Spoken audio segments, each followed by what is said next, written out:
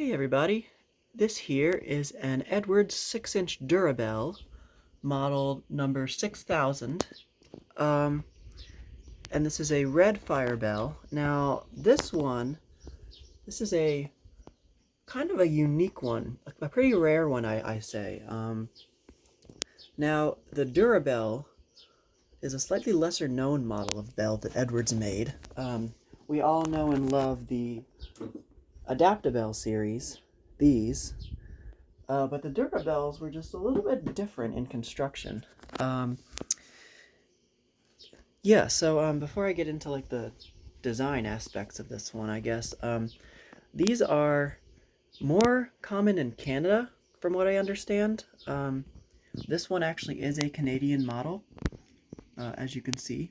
Edwards of Canada Limited, Owen Sound, Ontario, which is where their Canada plant is located. Although they did make these at the US plant too. There are American versions that exist, although I don't think that they made any red fire bell versions in America because fire bells are typically used in Canada more often, I think. At least, yeah, because the Durabels that we see that are made by the Norwalk, Connecticut factory in America are often, actually always gray, so they're general purpose bells, the American models. But anyway, yeah, this one's a fire bell model, and you can see in the front it looks kind of similar to an Adaptabel, but on the side it looks just a little bit different. If I have my 6-inch, where is it? Here it is, my 6-inch Adaptabel fire bell right here, the one that I've had for a number of years now, and you can see the Adaptabels are quite a bit taller.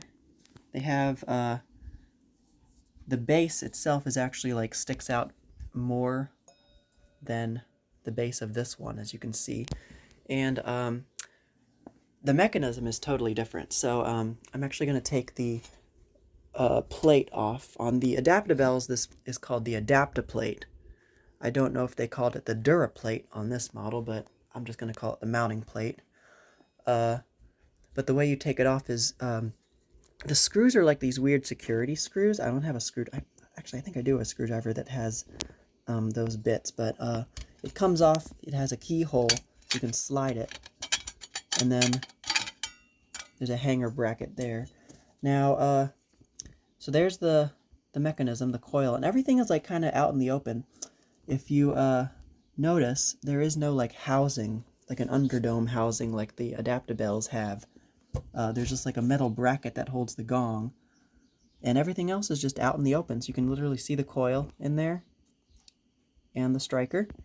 And the other thing that's interesting is that that is the top of the bell, so the striker actually fires against the top surface of the gong instead of the bottom, like on the Adaptabels and on pretty much every other design of vibrating and single stroke bell that we've seen. So yeah, coil, plunger, screw terminals, and then here's the date code, and I believe that says December 21st, 1977. Certainly seems like a plausible date. Yeah, this definitely seems like it is from the 70s. And here is the quote-unquote Duraplate. And that's how I discovered that that was actually the top. Because I thought they'd put the gong on upside down, but and the label. But nope, that actually is the top. And the plate is similar to the Adaptaplate. As you can see, it's got the same mounting holes, but it's got this weird little tab here. And you can see instead of the screw holes being like flattened on that, the two like front faces of it, they're kind of angled, because this is a hanger bracket right here for the bottom. And there's the security screw. It's the same one on the gong.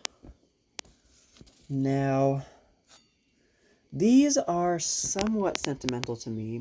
I went to a doctor when I was in like middle school, I think, and his office actually had these, not obviously the American versions, not the Canadian versions, and they were gray, general purpose models, and they had the standard blue and gold label that the modern Adaptabels have. Unfortunately, those were removed years and years and years ago, and they replaced the system with a new system with Edwards or EST Genesis ceiling mount speaker strobes. I was very, very sad when I found out that those bells got replaced, because that was the only time I'd ever seen them in person. And I'd seen a lot of other videos, like old videos on YouTube, that featured these. I think a lot of 2-Ply Boys' old bell test videos had these in them. A lot of the ones that are now deleted and lost media now, unfortunately. But anyway, the other thing, this one doesn't have the UL sticker on here. All of these Canadian versions typically have the UL of Canada listed sticker right on the bottom of the gong there. And then the other thing that was really interesting, actually, this is the box it came in. And fun fact, this actually came from the same exact seller that I got my 6-inch Edwards Adaptabel 435-6P1 years and years and years ago, like the very first alarm I ever got when I was in 5th grade. So, same exact seller. I thought that was kind of funny. And they sent it to me in, it's not a Durabel box, it is an Edwards bell box, but it's a Firebell 439D series box, so it's a newer one. And I think this is, no, Owen Sound, Ontario. This is also from the Canadian plant. But the thing that's interesting is I got the instructions for mounting the 6-inch Firebell, which is the exact same instructions that came with my 435-6P1, which I remember. And some mounting hardware. Oh, it's a plastic piece of, probably piece of the bag the mounting hardware came in. But it also came with this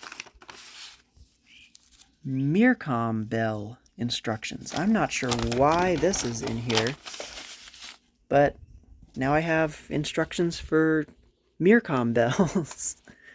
Yeah, very strange. I don't know what this is doing in there. I don't even have a Mircom bell. I have a Potter bell base, but it doesn't work. It doesn't have missing the gong.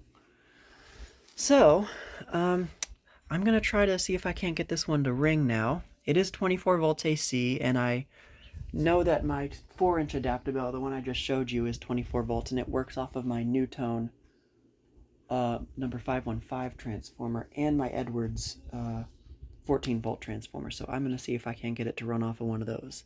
So bear with me, I'll be right back. Found my Edwards number 879 transformer. I couldn't remember the model number, but 14 volts. Hooked it up to an Edwards doorbell button. So let's see what it does.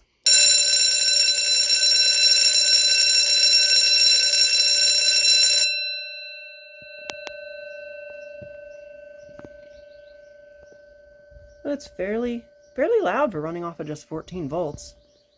Yeah, it's not, I wouldn't say it's as loud as like the 120 volt models. Those are insane.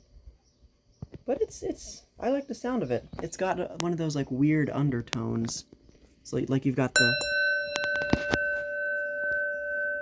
it's like that weird reverberation like my one Stromberg Carlson bell has. Very cool. Let's try code 3.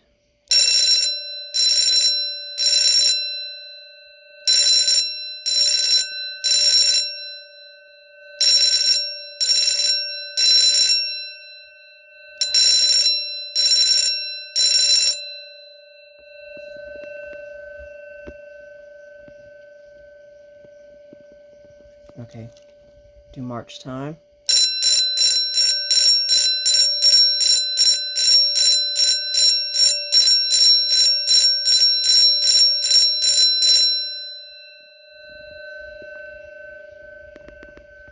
Very nice tone. I really like the sound of it. So, yeah, I think that's just about it for this video. So that is my Edwards 6-inch Durabel model 6000 from Canada. So thank you guys for watching. I'll do one more test for you. Alright, thanks for watching as always, and I'll see you in the next video.